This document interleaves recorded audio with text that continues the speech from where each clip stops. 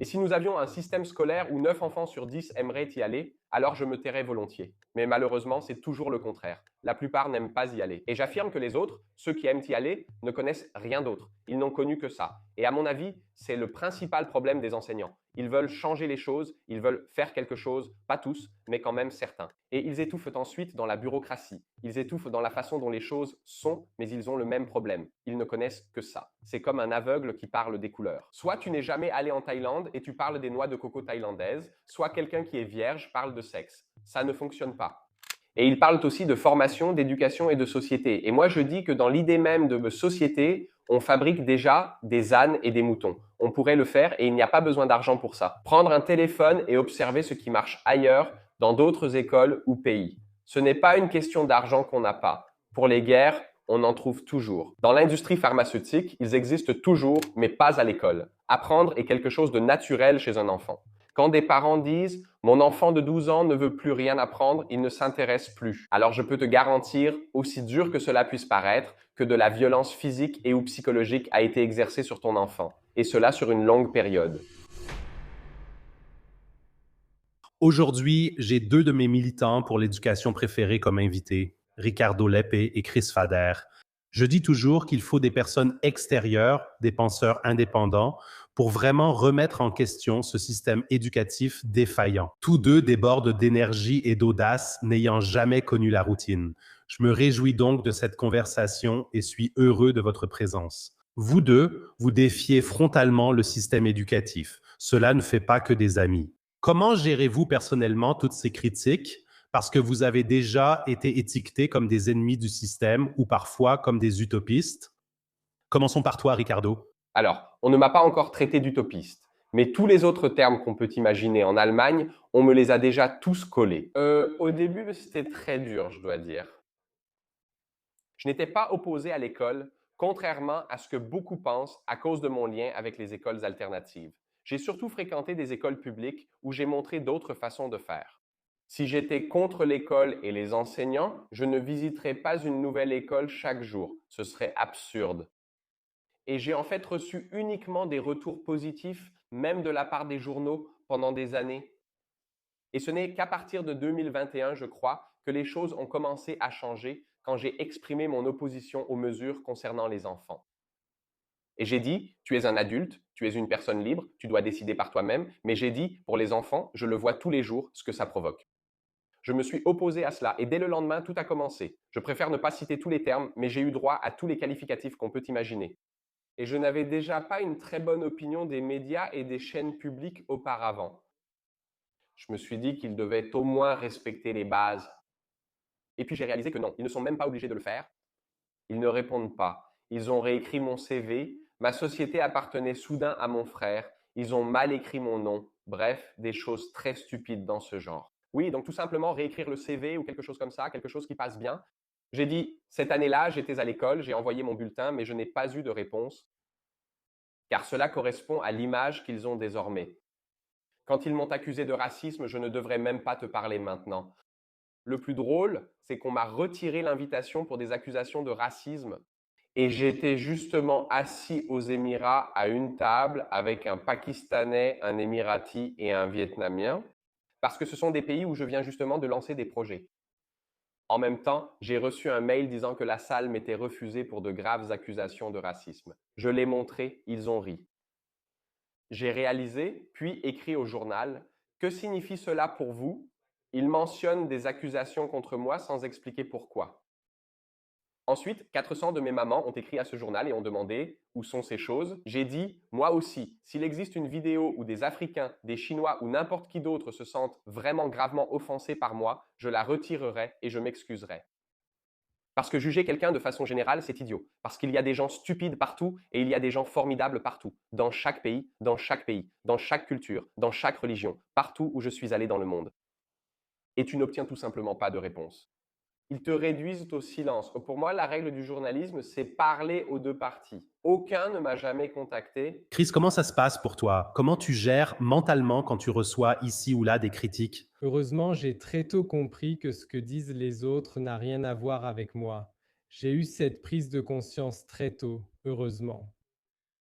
Et fondamentalement, pour décrire un peu plus l'attitude derrière cela, je pense que la critique est souvent confondue avec une opinion, mais ce sont des choses différentes. Oui, pour moi, la critique et le retour sont toujours quelque chose qui doit renforcer l'autre, lui être utile, l'aider à avancer. Tout le reste, pour moi, n'est qu'une opinion. Oui, c'est du moins ma définition. Et de toute façon, je ne peux pas influencer les opinions des autres et oui, elles n'ont rien à voir avec moi. Il y a aussi un joli dicton qui dit: «Certaines personnes t'aiment, d'autres te détestent et rien de tout cela n'a rien à voir avec toi». Oui, et je trouve que ça le dit plutôt bien. Et oui, comme je l'ai dit, si quelqu'un trouve ce que je fais, la façon dont je vis, idiot d'une manière ou d'une autre, eh bien, il peut trouver ça idiot. Ça n'a rien à voir avec moi. Oui, et c'est pour ça que ça ne m'intéresse vraiment pas. C'est comme ça que j'arrive plutôt bien à prendre de la distance par rapport à ça. Même si ça reste dans des limites raisonnables, je dois dire. Donc bien sûr, au début, quand nous avons décidé de vivre complètement sans école avec nos enfants, c'était bien sûr d'abord très peu connu pour beaucoup de gens et aussi, oui, avec beaucoup de, comment dire, de préjugés. Mais cela a changé relativement vite. Oui, même les personnes qui, au début, ne m'ont pas critiqué, mais plutôt jugé. Oui, c'est le mot, juger, c'est peut-être plus juste. Aujourd'hui, des gens m'admirent pour cela, viennent me voir, me questionnent et disent: «Et comment ça va? Comment as-tu fait? Je veux aussi», et cetera. Donc avec le temps, cela s'est vraiment inversé. Concernant l'utopie, je me rappelle soudain qu'Oscar Wilde l'a évoqué un jour. Comment déjà? Le progrès, c'est seulement la réalisation de l'utopie. Je trouve aussi cette phrase vraiment géniale. Et oui, si on parlait d'utopie dans mon cas, je pense que ce serait difficile parce que je vis ça depuis 8 ans. Oui, donc tout ça ne peut pas être si utopique que ça finalement. Absolument. Quelle déclaration géniale de votre part à tous les deux. Je suis impressionné de vous voir avancer comme des porteurs de flambeaux pour défier ce système éducatif délabré. Je pense qu'aucun de ces acteurs du système éducatif n'a de mauvaises intentions. Je crois qu'ils sont tout simplement complètement dépassés. J'ai rencontré de nombreux collègues qui, durant leurs 3 à 5 premières années, étaient très enthousiastes et voulaient s'engager et changer les choses, puis la routine s'installe. Ensuite, tu es tellement pris dans cette bureaucratie, tu ne fais que courir après, tu essayes juste de survivre. Et puis, il y a quelqu'un qui arrive, qui adopte finalement une approche audacieuse. Bien sûr, le système va d'une certaine manière s'opposer à lui. Votre message est très positif et lumineux. Les personnes que l'on inspire d'une manière ou d'une autre, c'est tellement plus précieux que les 2 ou 3 qui veulent encore s'accrocher à une vieille image d'un système éducatif défaillant. Comme Chris l'a dit, personne n'a jamais critiqué ce que j'ai dit. Cela n'est jamais arrivé. Je suis ouvert à la discussion. J'ai été dans de nombreuses salles des professeurs et j'ai dit: «Hey, si vous avez une méthode ou quelque chose qui fonctionnerait mieux, je suis tout à fait prêt à écouter.» Mais cela n'est jamais arrivé. Je serais ravi, car on ne peut enseigner ou parler de ces sujets sans vouloir apprendre soi-même. Les excuses principales restaient: tu n'as pas fait d'études, tu es trop jeune ou c'est comme ça. Cela n'est pas un véritable argument. Si quelqu'un peut m'apprendre à faire mieux, je suis prêt à écouter. Si 9 enfants sur 10 aimaient aller à l'école, je me tairais volontiers. Mais on a toujours le cas inverse, où la majorité n'aime pas y aller. J'affirme que ceux qui apprécient ne connaissent rien d'autre. Ils n'ont connu que cela. Et à mon avis, c'est le principal problème des enseignants qui entrent dans ce système. Et je vois les choses exactement comme toi. La plupart des jeunes enseignants que je rencontre veulent changer les choses. Ils veulent agir. Pas tous, mais quand même certains. Et ensuite, ils étouffent dans la bureaucratie. Ils étouffent dans ce système tel qu'il est. Mais ils ont exactement le même problème. Ils ne connaissent que cela. C'est comme un aveugle qui parle des couleurs, ou comme si tu n'étais jamais allé en Thaïlande et que tu parlais des noix de coco thaïlandaises, ou quelqu'un qui est vierge et qui parle de sexe. Ça ne marche tout simplement pas. Cela veut dire qu'ils devraient eux-mêmes, ou idéalement avec leurs enfants, faire l'expérience qu'on peut faire autrement. Essayer différentes méthodes et systèmes scolaires, c'est la différence. J'ai expérimenté sur moi l'apprentissage libre, l'école à la maison et le système public. Je l'ai essayé avec beaucoup d'autres personnes. C'est une toute autre base de discussion. Les enseignants souhaitant changer ignorent souvent quelle direction prendre, car ils ne connaissent que l'école. Ils veulent juste être plus aimables, donner moins de devoirs ou rendre les examens plus agréables. Mais ils ignorent tout du reste, c'est le problème fondamental. Nous voulons donc montrer l'exemple autrement pour que d'autres franchissent ce pas et offrent à leurs enfants un accès différent à l'éducation. Alors, entrons directement dans le vif du sujet, Ricardo. Ce que je trouve toujours fascinant chez toi, c'est cette capacité à apprendre rapidement les langues étrangères, les maths en quelques semaines au lieu de plusieurs années. Si cette formule est si simple, pourquoi le système s'accroche-t-il encore obstinément au modèle du 19e siècle? Est-ce qu'on cherche vraiment à programmer la société pour qu'elle avance dans le monde en étant au moins en partie guidée par la peur? Pourquoi penses-tu que c'est encore aussi figé? Si je dis oui, qu'on veut produire des moutons stupides et craintifs, ce sera vu comme une théorie du complot.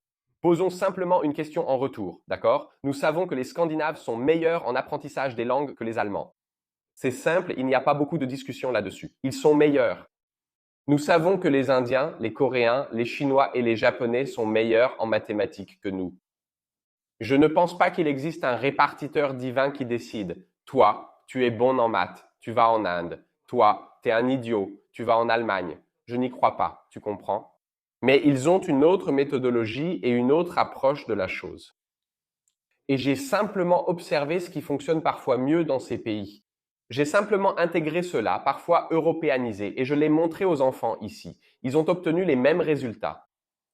Et maintenant, je te demande, qu'est-ce qui a vraiment changé à l'école en 100 ans, mis à part la disparition de la canne au profit des tableaux numériques ou des iPads? Qu'est-ce qui a fondamentalement changé? Regarde toutes les autres industries, les voitures, les avions, peu importe, tout ce qui a changé là-bas, et ensuite regarde les salles de classe d'il y a 100 ans et celles d'aujourd'hui. C'est toujours la même chose. Regarde le programme scolaire. En fait, si tu regardes bien, nous obtenons même de moins bons résultats. Donc, ce qui était exigé en maths ou en allemand à l'époque, et maintenant, ça continue de baisser massivement alors que les coûts de l'éducation explosent. Et si on dit que c'est une théorie du complot de penser qu'on le fait exprès, on a quand même quelques employés dans ces ministères de l'éducation ou de la culture. Il y a bien une ou deux personnes là-bas. Il serait tout à fait possible qu'on en détache un, juste un seul par land, qui regarde la situation et dise « D'accord, nous avons clairement des problèmes en maths ou dans l'apprentissage de l'anglais, ce sont simplement des faits. » On pourrait quand même regarder dans quel pays, région ou école ça fonctionne mieux. Et puis il se rend là-bas et dit « D'accord, qu'est-ce qui est différent? Ah, maintenant nous avons compris, nous allons l'intégrer. » Dans tout autre secteur, on agirait ainsi. Si l'industrie automobile allemande échouait et que seuls les Coréens ou Japonais réussissaient, chaque éclaireur irait là-bas. Si le FC Bayern Munich ne gagne plus rien, mais qu'un club d'Albanie ou de Grèce gagne, alors tu as chaque éclaireur, chaque entraîneur, chaque coach assis là-bas. Comment mangent-ils? Comment s'entraînent-ils? Qu'est-ce qu'ils font différemment? Quelle est leur tactique? C'est garanti. À l'école, nous savons que ça marche mieux ailleurs.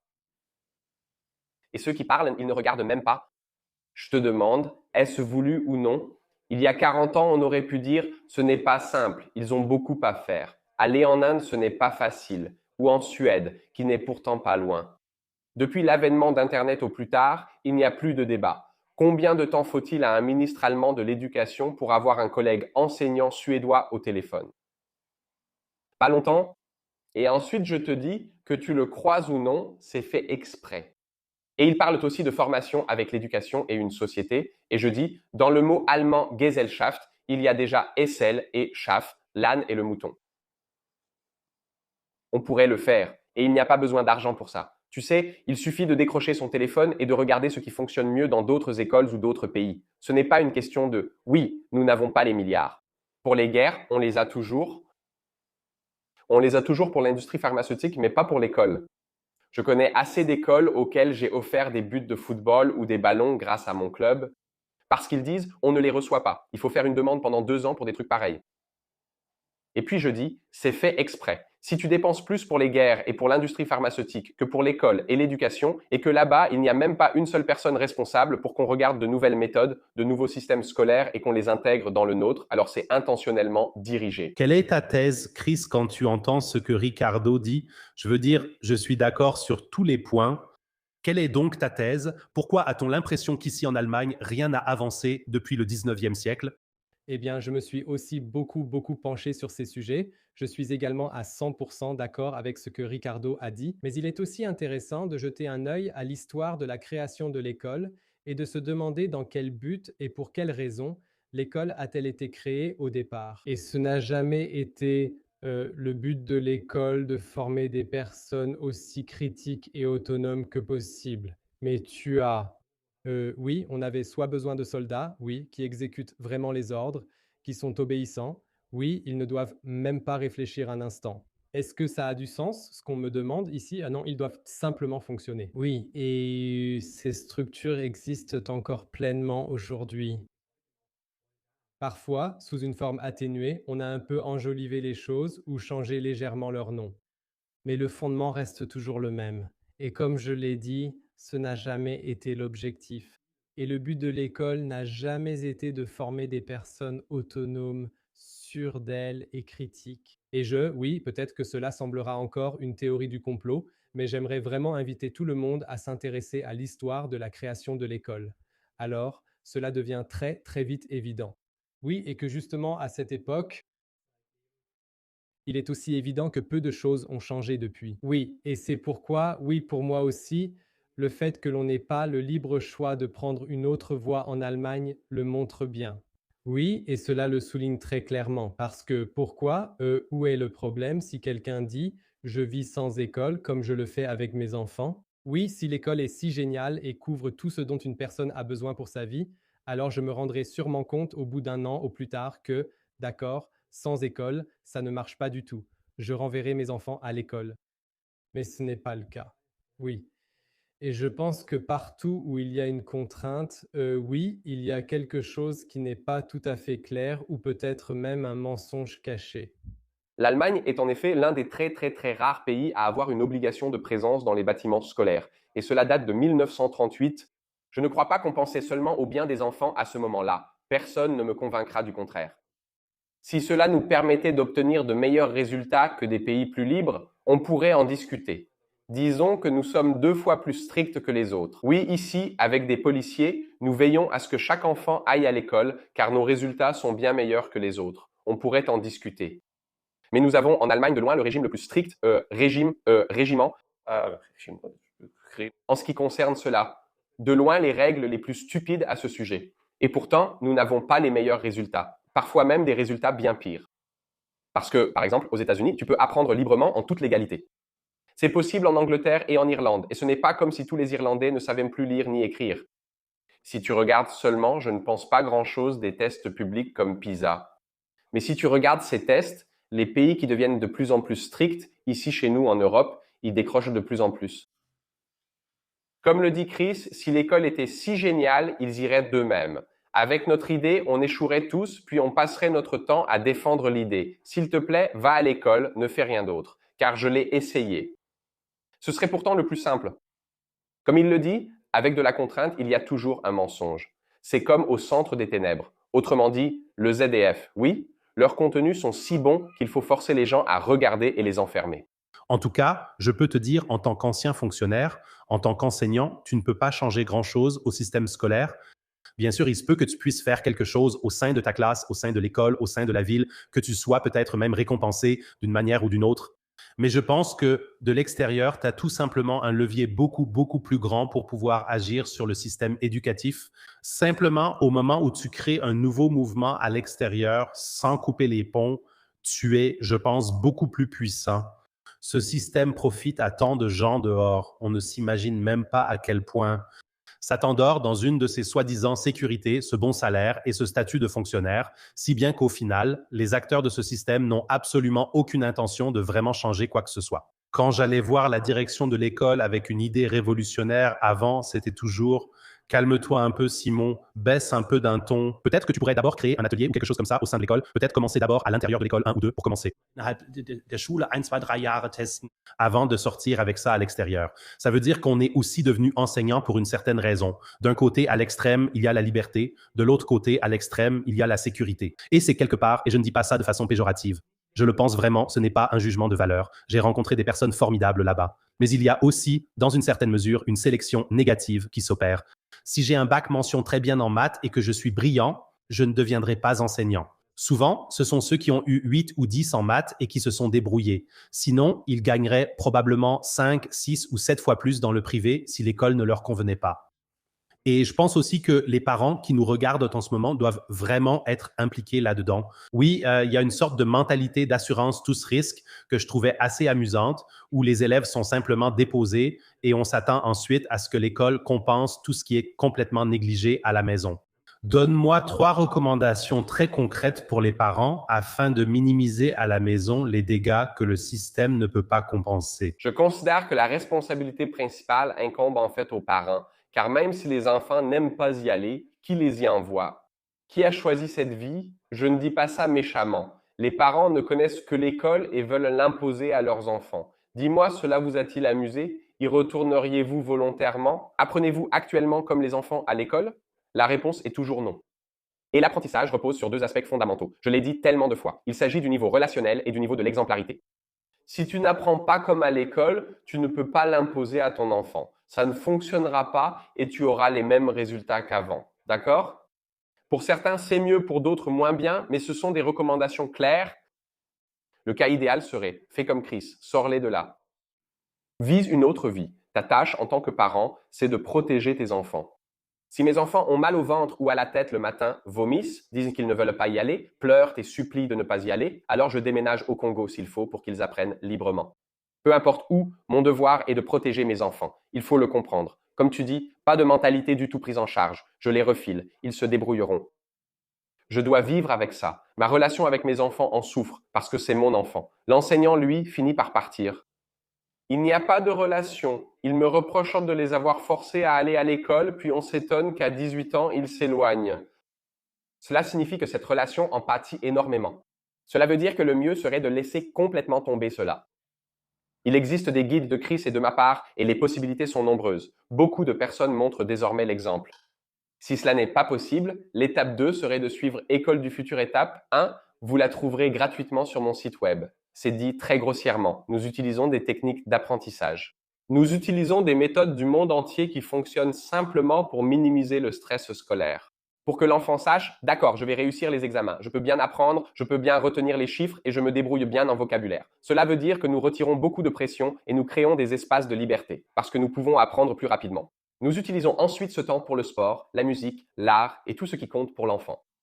Ce n'est pas idéal, mais tu peux toujours faire ce premier pas, même en Allemagne. Et la troisième chose serait d'être brutalement honnête avec ton enfant. Et par brutalement honnête, je veux dire vraiment brutalement honnête.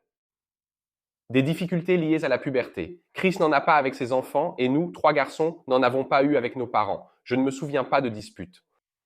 Nous n'avions pas ça chez nous, mais une honnêteté brutale régnait à la maison. Et j'ai vu ça dans beaucoup de familles, quand les enfants, à 14 ans, ne veulent soudainement plus parler avec leurs parents ou autres, parce qu'ils se rendent compte que les parents disent A et font B. Ils disent que l'école est très amusante et formidable, mais les parents ne le font pas. Ils disent que se disputer, c'est mal, et dès que la porte de la chambre est fermée, ils se disputent. Troisièmement, sois honnête avec tes enfants. Chérie, je suis désolé que tu vives ça. Je n'ai pas eu le courage de te retirer de l'école. Je n'aimais pas non plus l'école et j'avais aussi un professeur contre moi. Je comprends et tu n'auras plus jamais à vivre ça. Pardonne-moi. Trouvons comment faire mieux. Souvent, après ces 2 ou 3 phrases, les enfants se mettaient à pleurer et disaient « Maman, papa, maintenant vous êtes enfin de nouveau derrière moi, c'est tout ce que je voulais. » Et les enfants supportent énormément de choses à l'école quand ils savent que les 2 parents les soutiennent à 100%. Ils ne risquent pas grand-chose là-bas. Si les parents disent « Tu sais, on n'y arrive pas, on ne peut pas quitter l'Allemagne, on manque de courage », mais tu sais qu'ils te soutiennent vraiment, qu'ils te comprennent, pas juste le prof a sûrement raison, il faut que tu passes par là. Ça a toujours été comme ça. Moi aussi, j'ai survécu à ça. Toute cette merde ici. Alors, ça fait une grande différence quand les parents te soutiennent comme ça. Les 3 points, donc soit sortir si ça ne va pas, école du futur étape ainsi, pour une raison quelconque, ça ne va pas non plus. Soyez au moins brutalement honnête avec vos enfants. Tellement fort. Chris, la question suivante est pour toi. Tu dois souvent entendre cet argument dans la pratique. Je suis piégé dans le système, je ne peux pas démissionner, je ne veux pas démissionner, je ne peux pas émigrer ou bouleverser toute ma vie maintenant. Et le produit, donc la vie qu'il prône quelque part, n'est pas vraiment réalisable pour la grande majorité des gens. Finalement, cela concerne surtout les familles privilégiées déjà très à l'aise avec l'école, devenant un luxe pour les esprits très créatifs. Oui, je tombe dessus de temps en temps. C'est exact. Mmh. Alors moi, je voudrais dire d'abord que je peux comprendre que si quelqu'un voit ça ici, Aussi sur ta chaîne, Simo, qui entend ça pour la première fois, ne s'est pas encore penché sur les sujets de l'école, de l'éducation, surtout des voies éducatives alternatives. Que cela puisse d'abord sembler complètement fou, que c'est tellement éloigné, justement irréaliste, souvent aussi pour beaucoup de gens. Je peux comprendre cela. Et Ricardo l'a déjà dit, la raison derrière cela, c'est encore une fois que nous ne connaissons tous rien d'autre. Je pense que probablement toute personne qui regardera cette vidéo, cet épisode, a elle-même été à l'école. Oui, et aujourd'hui nous considérons cela comme normal, et même si cela n'a pas été bénéfique pour beaucoup d'entre nous, nous essayons quand même de le défendre d'une certaine manière. C'est explicable psychologiquement, mais je préfère laisser cela de côté pour l'instant. Mais c'est justement le point où nous en sommes. Nous ne connaissons qu'une seule chose et tout le reste nous fait un peu peur. C'est inconnu, c'est nouveau. Le fait que nous rejetions souvent la nouveauté est aussi une conséquence de l'école. Oui, et nous avons aussi très peur de faire des erreurs, c'est une conséquence tout à fait typique de l'école. Oui, parce que nous avons été punis pour nos erreurs à l'école, oui. Et c'est quelque chose qui nous freine énormément dans notre vie, qui nous limite et nous restreint énormément. Et je voudrais juste préciser d'emblée que ce que je vis depuis 8 ans maintenant n'est pas non plus un modèle scolaire alternatif. Nous ne faisons pas l'école à la maison, je n'enseigne pas à mes enfants. Et ça, pour beaucoup, c'est déjà inimaginable et je trouve ça intéressant parce que pour moi, c'est la chose la plus naturelle du monde. Oui, et nous, en tant que société, nous nous en sommes tellement éloignés que nous ne pouvons même plus l'imaginer. Je trouve ça vraiment dingue, mais je peux comprendre. Oui, il y a 10 ans, j'étais moi aussi à un point complètement différent et je n'aurais pas pu m'imaginer ça non plus. Donc je comprends tout à fait. Mais peut-être qu'il faudrait expliquer un peu aux gens ici, parce que sinon, pour beaucoup, ça doit sembler complètement absurde. Mais au final, oui, on peut toujours l'observer chez les enfants. Que ce soit apprendre à marcher, apprendre à parler, ils apprennent tous cela à leur rythme, à leur manière, en leur temps. Oui, et ça ne s'arrête jamais. Ça ne s'arrête jamais. Mes enfants, qui ont maintenant 15 et 9 ans, apprennent énormément chaque jour, poussés par cette motivation intrinsèque. Il n'y a aucune méthode d'apprentissage. Ricardo a d'excellentes méthodes d'apprentissage, je tiens à le dire, mais aucune méthode d'apprentissage ne peut surpasser cela. Peut-on faire mieux? Point. Oui. C'est l'état naturel et cela n'a besoin de rien de notre part en tant que parents. D'une certaine manière, comme tu viens de le dire, des privilèges, de l'argent, des diplômes ou autre chose. Mais aujourd'hui, je dis vraiment que moins on s'en mêle, mieux c'est. Et je ne m'en mêle pas du tout. Je ne fais rien avec mes enfants. S'ils ont des questions, s'ils viennent me voir, je suis évidemment là et je leur réponds du mieux que je peux. Ou alors nous faisons nos propres recherches, nous approfondissons ces questions et cherchons des réponses.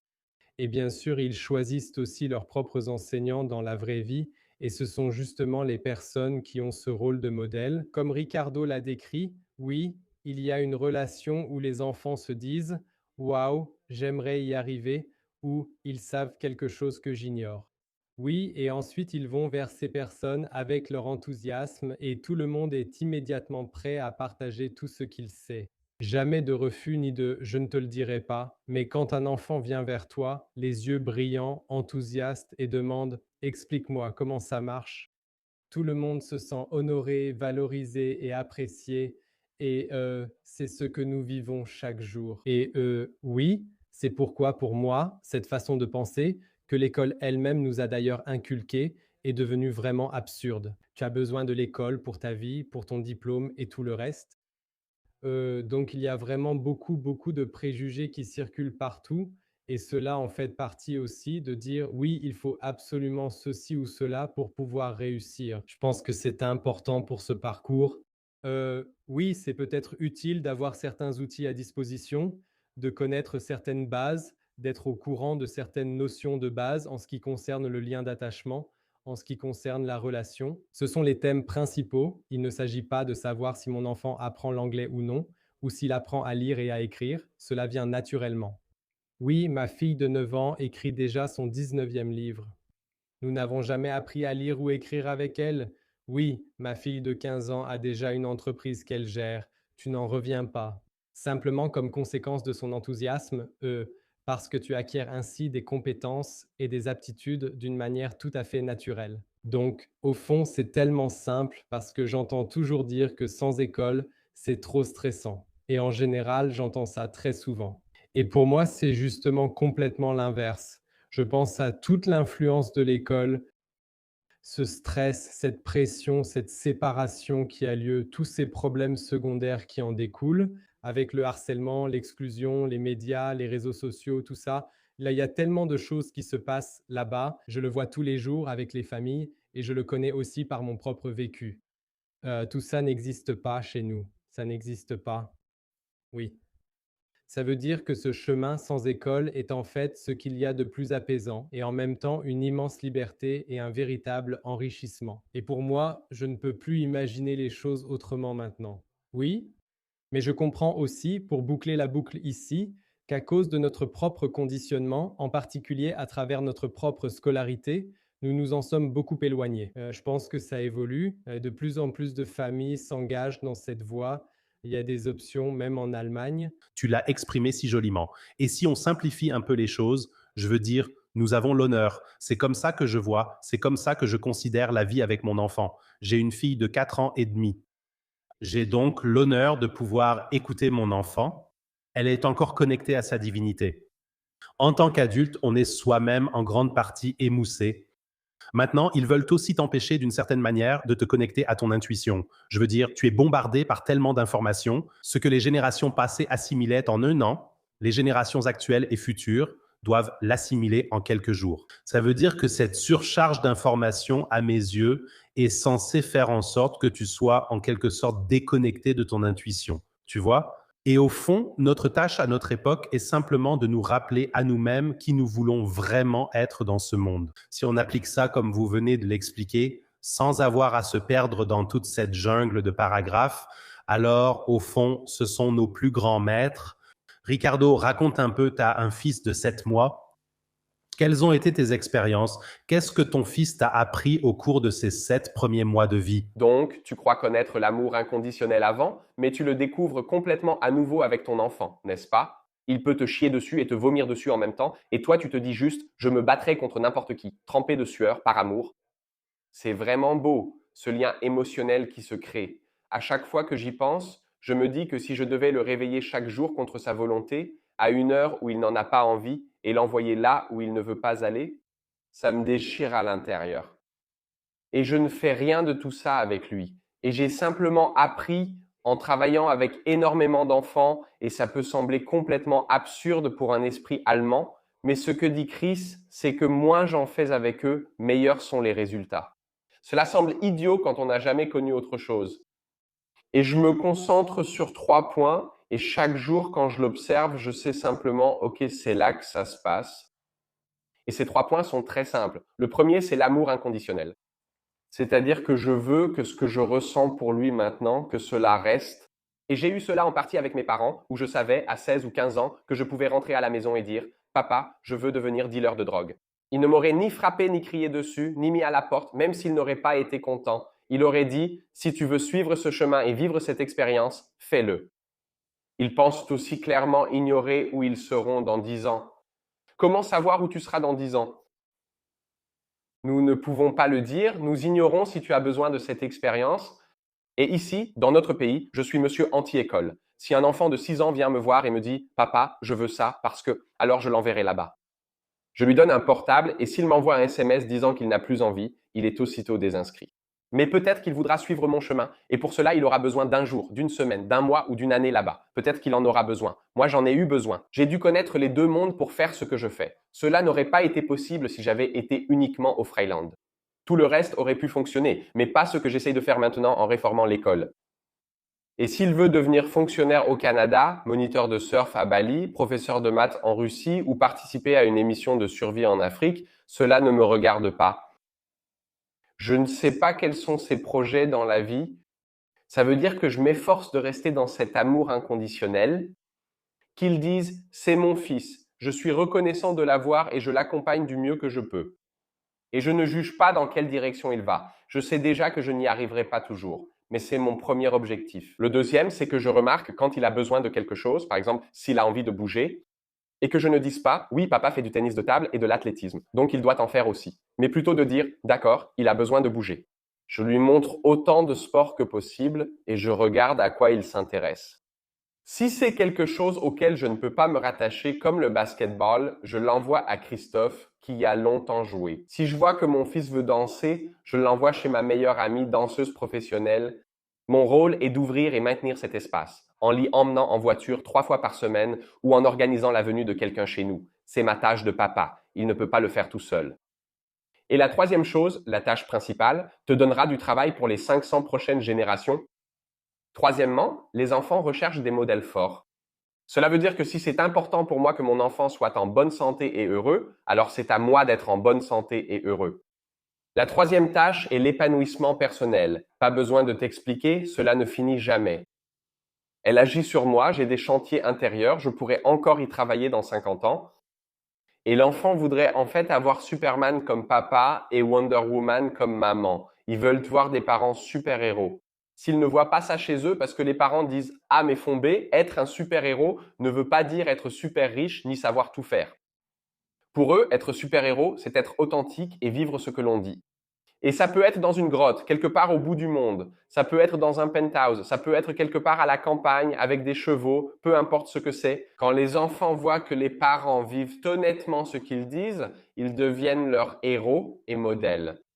S'ils ne trouvent pas cela chez leurs parents, ils se tournent vers des personnages de BD, des rockstars ou des stars de cinéma. En fait, ils veulent que ce soit leurs parents. Et c'est notre tâche à nous, de travailler sur nous-mêmes. J'essaye de tout laisser de côté. Si c'est important pour moi, si je veux absolument que mon enfant apprenne à lire tôt, même si je me dis qu'il finira par apprendre, qu'il finira par le faire, alors c'est à moi de beaucoup lire. Si mon enfant ne veut toujours pas à 12 ans, ce n'est pas à moi de juger.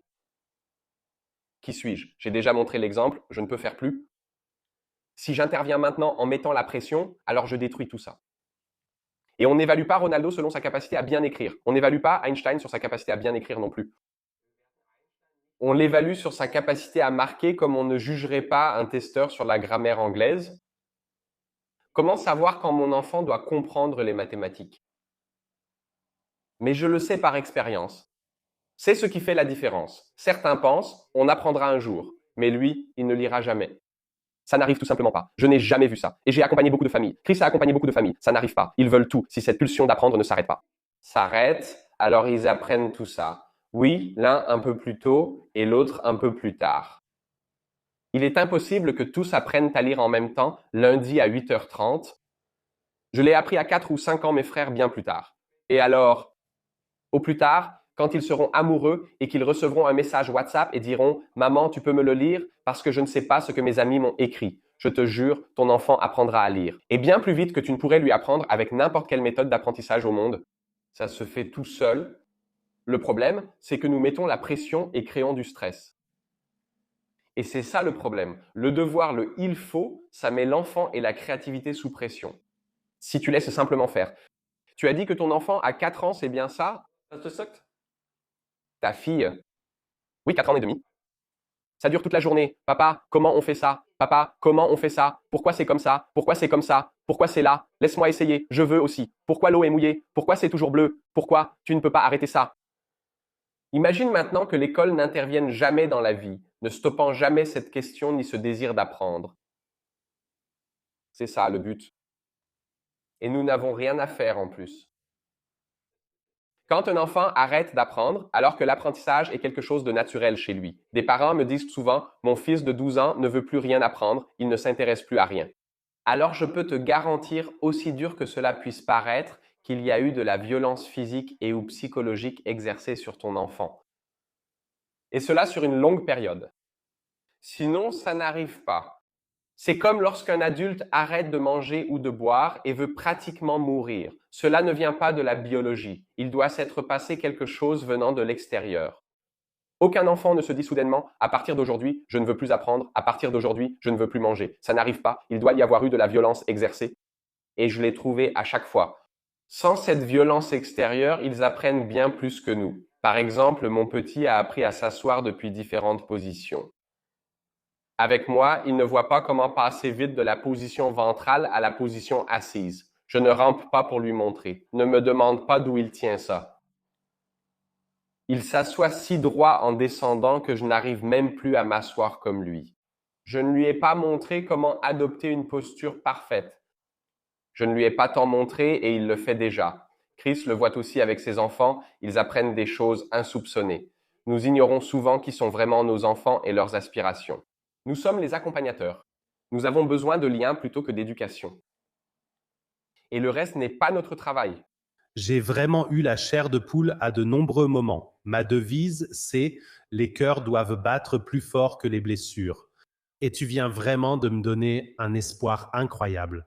Sur ma chaîne, j'aborde beaucoup de sujets politiquement sensibles et parfois j'ai l'impression que les gens sont un peu aigris. On parle toujours de l'ancien et du nouveau monde. Mais ce que tu viens de décrire, cette vibration dans l'ancien monde, ce désir de rendre le nouveau monde meilleur, elles doivent être tellement élevées qu'on remplira naturellement le nouveau monde avec plus de créativité, plus d'espace de vie et ainsi de suite. J'ai rencontré beaucoup de gens qui voient rarement leurs enfants, seulement brièvement le week-end. Ce n'est pas un vrai lien. Comme professeur de lycée, j'ai vu qu'il n'y a pas de parents parfaits, seulement des parents fiables. Et cette fiabilité crée de la structure crée de la liberté, et la liberté permet un développement sain. C'est exactement ce que tu viens de très bien décrire. Chris, prochaine question. Quel conseil donner aux parents qui, motivés par tout cela, souhaitent aussi façonner positivement ce nouveau monde? Et j'ai mis un peu d'argent de côté et j'ai vraiment envie de me lancer. Partir en congé sabbatique pendant 2 ans et avoir la chance de vivre avec mon enfant un projet d'apprentissage libre quelque part à l'étranger. Quelles sont les possibilités au sein du système en Allemagne de sortir son enfant de cette structure rigide pendant 1, 2 ou 3 ans sans devoir se désinscrire complètement auprès des autorités allemandes? C'est bien sûr une question tout à fait légitime, mais qui nécessite un peu de connaissances de base. Donc d'une part, dans le contexte juridique et légal, mais aussi pour moi personnellement, ce que signifie vraiment cette vie sans école, parce que c'est une chose de sortir un enfant de l'école ou de ne pas l'y mettre du tout, mais c'en est une autre aussi. À quoi ressemble alors un quotidien sans école, hein? Cela veut dire qu'il y a 2 grands aspects qui entrent en jeu ici, et j'aimerais pouvoir donner une réponse très rapide à cette question, du genre: «Voici les 3 choses à faire, fais-les vite et tu seras débarrassé du sujet de l'école pour 1 ou 2 ans». Mais ça ne marche pas comme ça. Il faut toujours des solutions individuelles. Cela dépend aussi beaucoup de l'endroit où tu vis, dans quel land tu habites et de ta propre situation familiale. Il y a tellement de facteurs qui entrent en jeu que ce serait négligent de ma part de dire simplement fais ça, parce que je sais que pour 80% des gens, ça ne fonctionnerait pas. Oui, et c'est pourquoi il est toujours important pour moi de vraiment préparer les gens en profondeur, de leur donner de la sécurité, de la clarté, des connaissances, afin que chacun puisse reconnaître et décider par lui-même quelle est la prochaine étape pour lui. Oui, et je pense que tout le reste serait trop dangereux ici, je dirais, et ne rendrait pas justice au sujet parce que c'est tout simplement un sujet trop complexe. Mais il y a une chose à propos de ta phrase précédente que je voudrais dire rapidement, c'est que ni Ricardo ni moi n'avons l'intention de combattre l'école d'une quelconque manière. Je pense que c'est vraiment, vraiment important. En toute honnêteté, l'école ne m'intéresse absolument pas. Je peux le dire franchement. Je sais ce qui ne va pas là-bas, je m'y suis beaucoup intéressé, mais ça ne m'intéresse pas. D'accord? Et il peut aussi y avoir de très bonnes écoles, il peut aussi y avoir de très bons enseignants, sans aucun doute. Et cela peut aussi être exactement ce qu'il faut pour certains enfants. Et il existe aussi des situations familiales catastrophiques où je pense que tout le monde reconnaît rapidement que l'école peut être un refuge très précieux. Il est donc important de le dire à ce stade, sinon on a tendance à voir les choses trop manichéennes. Et oui, c'est pourquoi je ne me concentre pas du tout là-dessus. Ça ne m'intéresse pas du tout. Je vis simplement complètement sans aucun concept scolaire et c'est exactement ce qui nous correspond. Et je pense aussi, et je le vois chez beaucoup de personnes qui suivent désormais ce chemin, que cela convient plutôt bien à beaucoup de gens. Oui. Mais pas pour tout le monde. Oui. Et c'est tout à fait normal. Et je pense qu'au bout du compte, il s'agit simplement du libre choix. Oui, que surtout le jeune, l'enfant décide, est-ce que j'y vais ou est-ce que je n'y vais pas? Voilà, et c'est ça qui compte, je pense, pour nous tous. J'entends souvent dans les médias que veulent-ils vraiment ou ces mauvais garçons. Pourtant, sur ma page d'accueil, la première phrase indique déjà ce que nous voulons. C'est écrit « Je veux la liberté de choix en éducation ». Si certains choisissent l'école publique, cela doit être entièrement respecté. Mais dire « Et il n'y a que l'école publique, sinon tu vas en prison ». C'est de la merde, c'est du bullshit, ce n'est pas possible. Je veux que les parents puissent décider avec leurs enfants. Si rien ne change, on l'accepte. Si des parents me disent « on a une super école publique, on aime y aller », je ne conteste pas. Je les félicite et m'en réjouis. Nous recevons des invitations à foison, donc j'aurai sûrement des invitations de la part d'école toute ma vie. Et si tout se passait si bien là-bas, ils ne m'inviteraient pas. Je n'ai aucun problème si les écoles allemandes ne m'invitent plus. Je n'ai absolument aucun problème avec ça. Ce que Chris et moi voulons défendre, c'est ce libre choix. Ensuite, nous verrons où iront les gens. Oui, dans ce cas, c'est aussi acceptable. Et pour moi, il y a encore ces points que je veux souligner. L'éducation de base devrait être un droit humain. Cela signifie que chacun devrait y avoir un accès libre.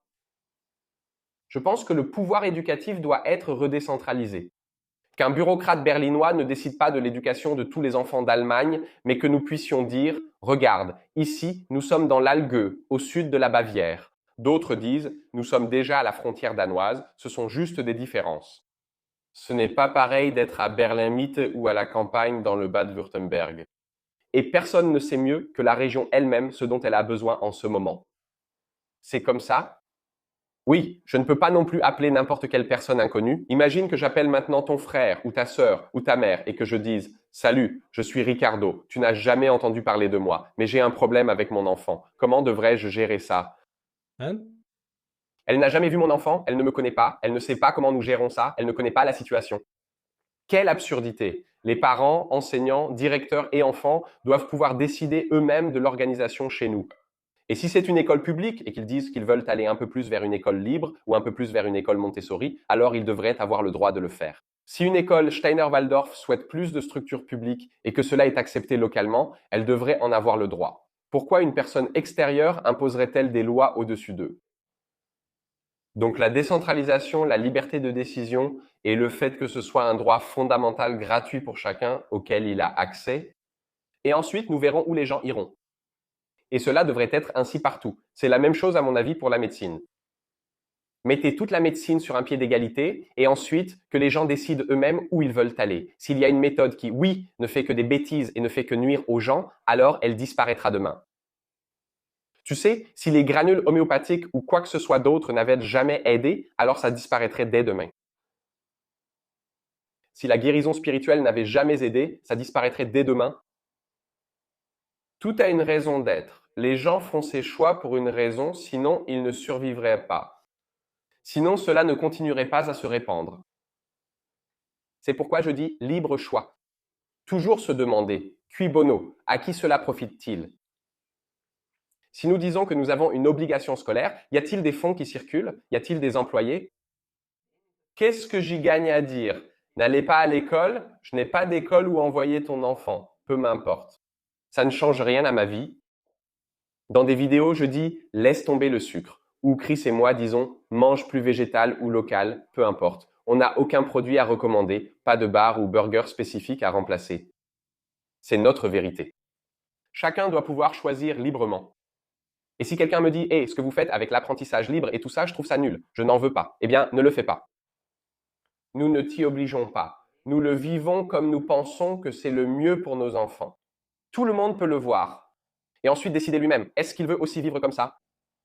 Et c'est justement ça l'objectif. Et comme je l'ai dit, après ça, j'arrêterai. Si en Allemagne, l'enseignement libre, l'école à la maison et l'école publique sont mis sur un pied d'égalité, alors je réduirai mes activités là-bas d'au moins 90%. Pourquoi continuer? C'est ce que je voulais. Et si les gens n'acceptent toujours pas cela ou ne le veulent pas, ça m'est égal. C'est un choix libre. Et le libre choix doit être respecté. Je respecte ce choix partout, qu'il soit permis ou non, qu'on aille à l'école ou non, cela ne me concerne pas. C'est pareil pour les religions. Pratique ta religion librement. Je suis contre l'obligation religieuse. Je serais contre le fait qu'on dise « Ok, ça c'est encouragé, ça ce n'est pas encouragé ». Soit ils peuvent parler en public, soit non. Oui, ou alors tu m'imposes ça. Ça m'est égal si tu veux. Je mange végétal depuis ma naissance. Oui. Si tu manges le steak devant moi, ça ne me dérange pas. Ça ne me dérange vraiment pas. Laisse-moi manger comme je veux. Arrêtons de dire aux autres comment ils doivent vivre. Nous vivons pour nous-mêmes et parlons pour ceux qui le veulent. C'est aussi pour cela que nous organisons l'événement du 6 au 8, du 6 au 9. Août en S, pour ceux qui le souhaitent. Et ceux qui trouvent l'école publique géniale. Oui, félicitations. Non, c'est vraiment apprendre au pied de la lettre. Si quelqu'un dit « Mon enfant y est heureux », encore 1000 roses, merci. Passez votre chemin chez nous. Ce n'est vraiment pas un problème. Je souhaite revenir brièvement sur le sujet évoqué par Chris concernant la vie quotidienne. Parce que la vie quotidienne que vous défendez, c'est la responsabilité et l'autodétermination maximale. Peut-on vraiment assumer cela comme parent? Le souhaite-t-on vraiment? Parce que pour cela, il faut complètement bouleverser son propre mode de vie. Je suis fermement convaincu que les apprenants libres domineront l'avenir, quoi qu'il arrive. Et si on regarde un peu l'avenir avec l'intelligence artificielle, tu peux, d'un simple clic, avoir toute la bibliothèque d'Alexandrie à ta disposition. Avant, soit tu étais stupide, soit tu étais en quelque sorte béni. Mais aujourd'hui, le savoir a aussi été démocratisé. Si aujourd'hui tu entres simplement le bon prompt, tu as aussi énormément d'informations que tu peux utiliser comme levier pour toi, pour ton business et ainsi de suite. Tu viens de dire que ton enfant est déjà en train d'écrire son 19e livre. Est-ce que c'est grâce à l'intelligence artificielle? Est-ce qu'il s'assoit le matin et commence simplement à écrire? Et toi, en tant que papa, tu relis tout ça ensuite? Comment vous célébrez ça? Parce que je pense que le quotidien doit finalement être rempli de nombreux rituels, de beaucoup de choses qui peuvent être célébrées encore et encore.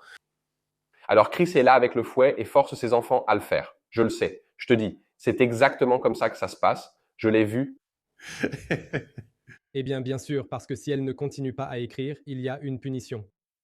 C'est évident. Alors je peux te décrire ça très simplement. Tu viens de mentionner les rituels et aussi la structure. Je pense que c'est très important. On se retrouve directement dans le quotidien sans école. De quoi a-t-on besoin? Pour moi, cela ne signifie pas que l'enfant est livré à lui-même toute la journée. Oui, il faut une structure, mais une structure qui nous convient. Oui, une structure qui nous correspond, sans être imposée artificiellement de l'extérieur par quiconque. Mais cette structure se crée toute seule quand nous avons des rituels et aussi quand nous vivons selon notre propre rythme. Ce sont en fait les deux piliers principaux pour une structure quotidienne tout à fait naturelle. On pourrait approfondir ce sujet, mais je ne vais pas le faire ici. Et dans ce cadre, oui, parce que cette structure donne aussi de l'orientation et du soutien, bien sûr aussi pour les enfants, et tout se passe de manière complètement libre. Oui. Et il est important de comprendre que mes enfants font partie de notre vie. Nous avons l'habitude de laisser les enfants quelque part ou de les envoyer dans des établissements pour vaquer à nos occupations. Oui. Et je me demande sérieusement pourquoi avons-nous des enfants alors? Alors pourquoi avons-nous mis des enfants au monde si c'est pour les confier la plupart du temps? Je ne comprends vraiment pas. Oui. Pour moi, c'est ce qu'il y a de plus précieux. Chaque parent dirait que son enfant est la chose la plus importante. Alors je me demande, pourquoi fais-tu ça? Il y a aussi les croyances comme je dois le faire et comment payer mon loyer. Et là, je comprends tout, mais nous avons déjà créé ici une structure qui est devenue tellement absurde, oui, où nous pouvons vraiment nous demander, est-ce que je veux continuer à participer à ça? Et à quoi suis-je prêt? Peut-être à laisser tomber certaines choses, à en changer, peut-être à investir pour me créer un autre cadre. Je me suis lancé il y a 9 ans car j'ai compris que je ne voulais pas vivre ainsi. Ce n'était pas la façon dont je conçois et veux vivre ma vie de famille. Et nous avons créé quelque chose de tout à fait unique, sans réserve financière, sans investisseurs ni rien d'autre. Oui, nous l'avons fait parce que c'était important pour nous. Et ce quotidien se vit justement dans le lien, oui.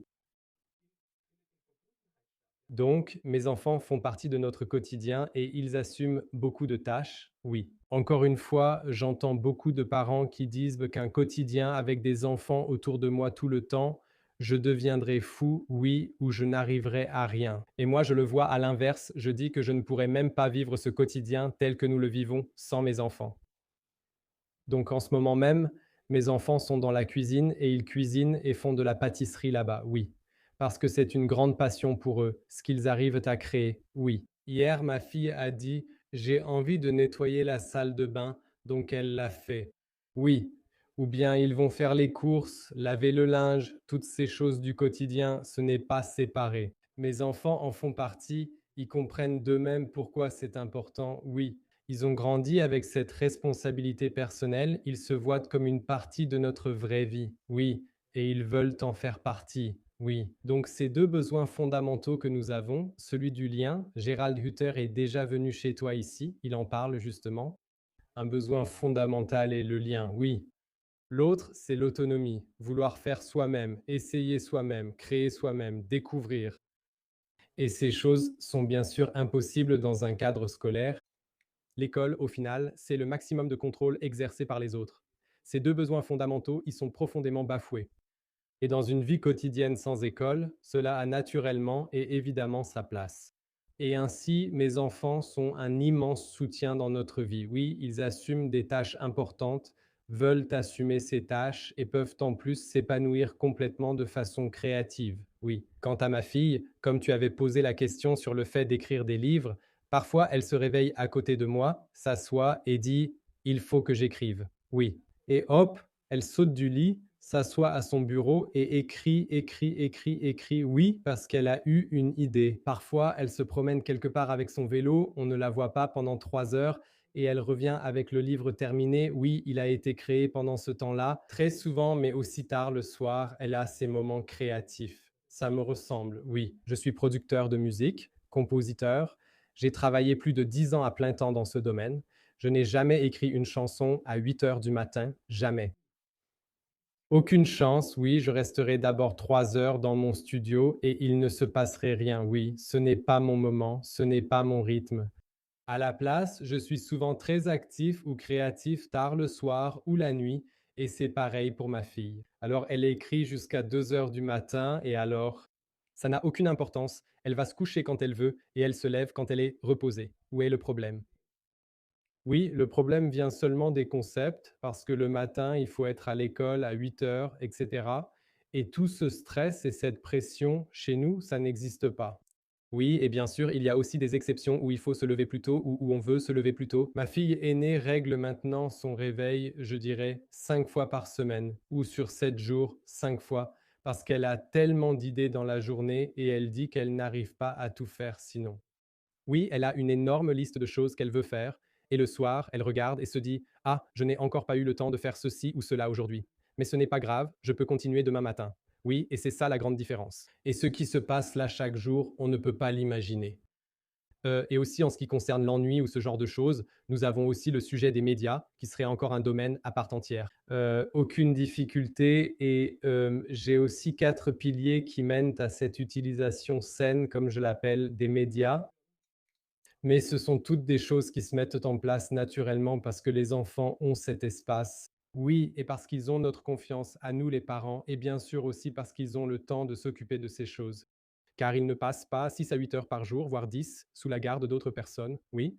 De quoi est-ce que j'ai encore envie après ça? Ensuite, je rentre à la maison, j'ai peut-être encore 1 heure de libre et je dois encore ranger ma chambre. Bien sûr que je n'en ai pas envie. Oui, et mes enfants voient tout simplement, comme hier, oui, ici c'est sale, je vais chercher l'aspirateur et je nettoie rapidement. Ou bien je vide le lave-vaisselle. Voilà. C'est tout à fait évident. Si aujourd'hui, Chris,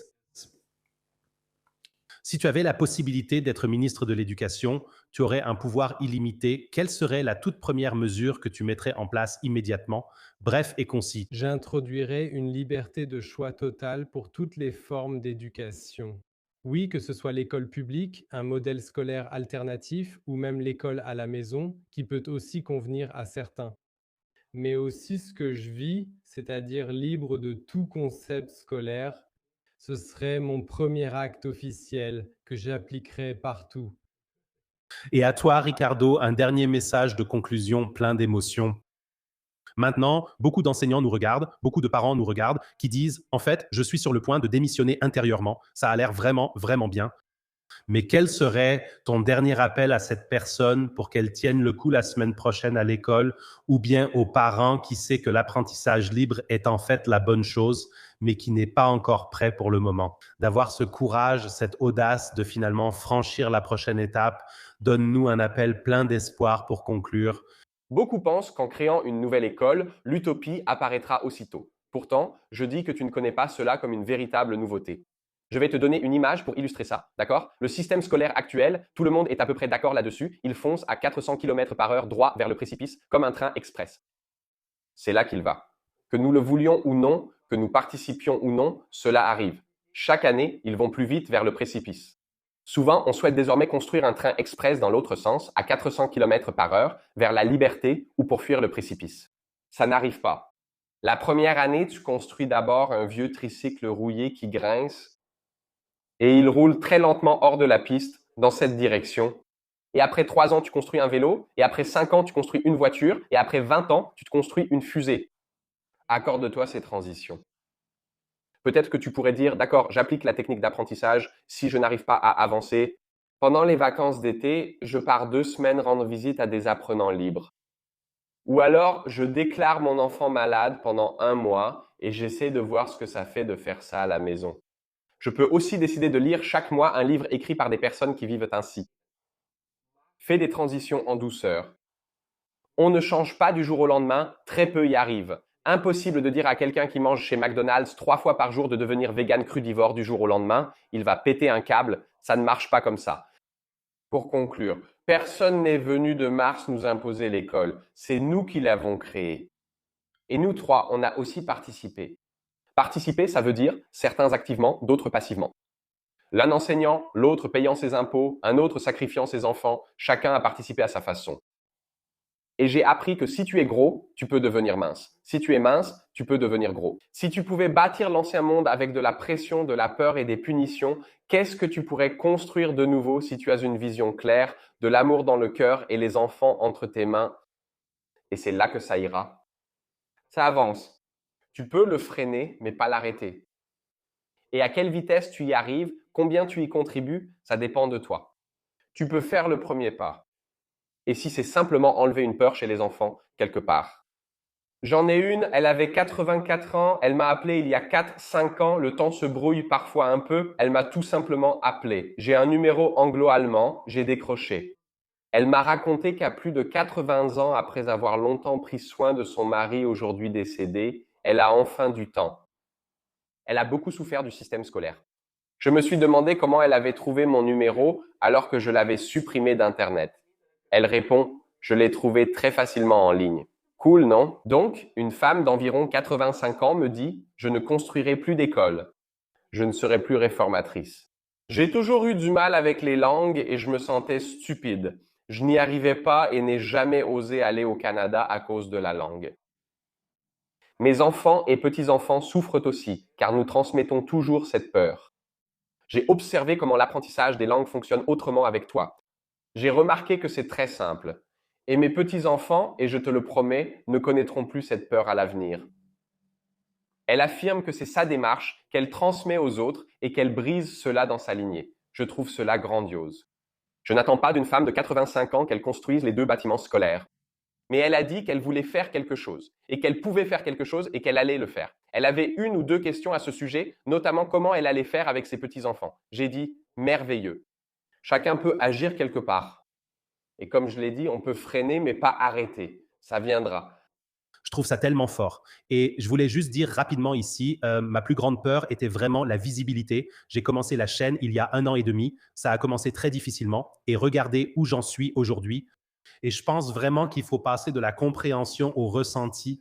Et l'étape la plus naturelle pour sortir un peu de cette peur, c'est vraiment votre événement qui aura bientôt lieu.